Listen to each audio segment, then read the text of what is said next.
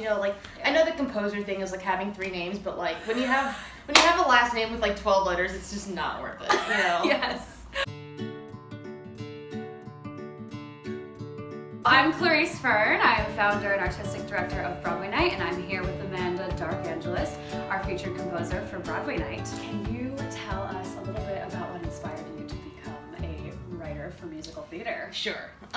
Okay, so I guess I was always a creative kid. I always wrote lots of stories, like not like short stories. Like I would like write in journals and like do like chapter books, and like that's not normal for a kid to do, I guess. But always loved telling stories, and then separately I always liked writing songs. I always played piano, and then happened in like, you know, the 13, 14 range, where like, you know, Vanessa Carlton, like piano pop, like, I'm gonna write these soulful songs, and then like, you know, and then it all started there, and I wrote a handful of songs, and I also just wrote like instrumental music that in my head was kind of like movie like scoring. But I always was a performer. I was always a performer. Okay. So once approaching college auditions, I was like, okay, girl, what are you gonna do? Is it gonna be like a musical theater degree or a composition degree? My dad's like, audition for both. I was like, yes. So I auditioned for a bunch of musical theater schools and a competition program. I got into both, but at that point in my life, I was like, I really want and need to perform, and I think that I want to go for this avenue. So I went to the Boston Conservatory for musical theater. Cool. And I had also gotten into Berkeley for piano, and I was like, well, you know, they're right next to each other. I can just take classes now. You know, I can like do that whole thing. A little harder than I had anticipated because, you know, the scheduling is so tight, but I was able to do that. But so yeah, always writing just kind of pop stuff. It was never, I had never married the ideas of like writing theatrically, which is like insane to me because how did I not have that idea sooner? But anyway, so it happened, you know, around sophomore, junior year of college. I was getting frustrated because, you know, I wasn't getting cast and things, and I was being kind of strung along, like, oh, we were supposed to do this, or like we were going to, but like, but, and it's just like, I don't need your excuses. You don't have to tell me. And it was out of frustration mostly that I started writing hooks that were kind of poppy, but being immersed in a musical theater program, it just kind of happens. And then I started writing all these like standalone kind of story songs. And I was also in a songwriting intensive in senior year. So then I really didn't know what track I was supposed to be on. School was great, but it also left things open-ended for me. You know, school's like, you go to school, like, oh, I'm going to figure it out in school. And like, I still kind of hadn't fully. But you know, that's not how it goes. So I was angry one day. I was in a practice room. I was pissed off. And I wrote this bass line. I was like, that's fucking cool. I had it for like 6 months. I did nothing with it. And then I was like half asleep. And I was like, Bob, battery operated boy. That's funny. I think that's funny. And I brought it to class and everyone's like, this is like a straight comedy song. This is funny. And then it kind of just like opened up this whole world of like, I can do anything I want. Anything I want to write about, any story I want to tell, I can just do it. No one is stopping me. Because at every other level, you have to go through someone else. Like, you have to get someone else's approval. You have to get someone else's like, yes, I accept you into this world. And it was the first time that I was able to be like, I've got a lot of stuff to say, and I'm allowed to say it. It's been a lot of shifts. It started out as, I need to express myself. I want to express myself and be funny with my friends. And then, like, I can really write characters and, like, really share ideas. And now I can't stop. Yes.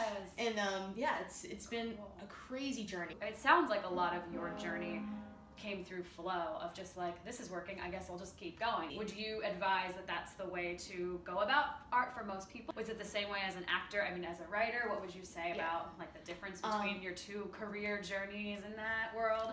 I'll preface that with, a gypsy once told me that I had 2 life paths, and that either one I took would like be equivalent and strong.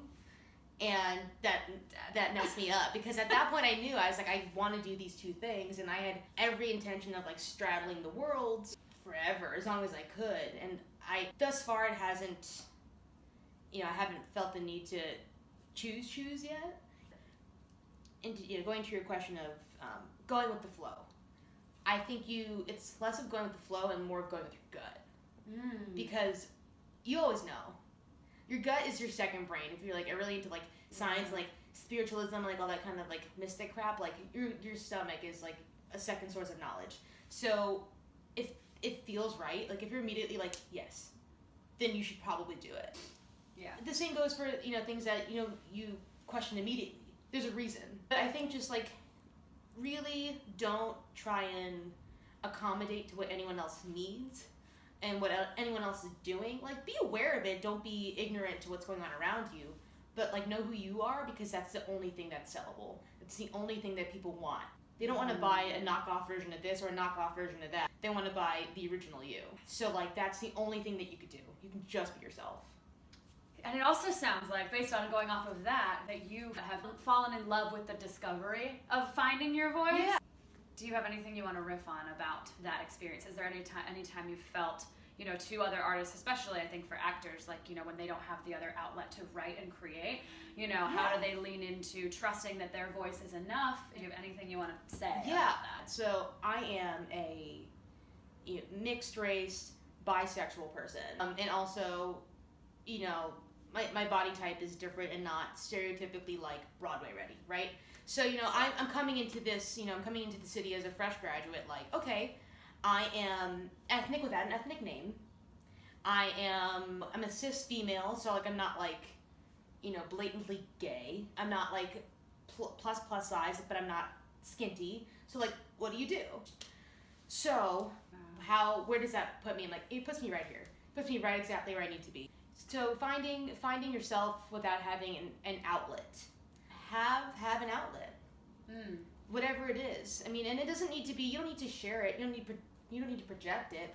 I think a lot of what we get tied up in is kind of the personal marketability and like, you know, how sellable are you, and like it's social media presence, right? And that's like, it drives people nuts. Yeah.